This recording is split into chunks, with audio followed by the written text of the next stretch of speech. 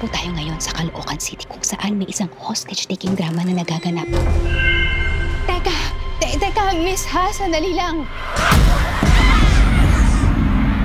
Vivian, let's start from the beginning. Isipin mo ang sarili mo, ang pangarap mo, yung pagre-reporting mo. Siguradong-sigurado ako, proud siya sa iyo. Tingin mo sumikat ang tatay mo dahil komportable siya? Brilliance is never comfortable, sweetheart.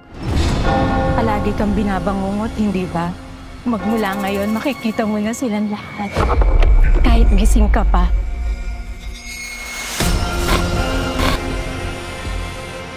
Ano ka nangyayari sa'yo? Ha? May nangyari sa akin. Merong nagbukas sa akin. Nakakakita na ako ng multo.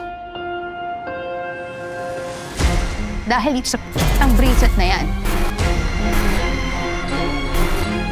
Pag nakipagsayaw ka sa demonyo, hindi ka natitigil na sayaw hanggat sabihin niya. Yung mga sumpa-sumpa na yun, nasa utak mo lang yung lahat. Ginagawa ko yun ng lahat ng to para ibunyag ang katotohanan. Nausog ako, nasumpa ako, di ba?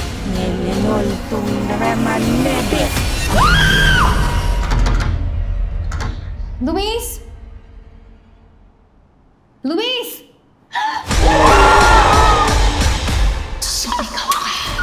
Hindi ako pumatay sa kanila! Lumaban ka nga! Hindi yan yung Ma'am Vivian na nakilala ko. Akala niyo ba bakit mahirap kami ay titiklop kami? Pasok siya sa utak mo at doon ka niya ang bubulukin!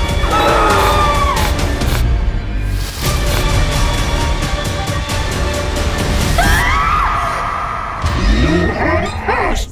Vegan Vera!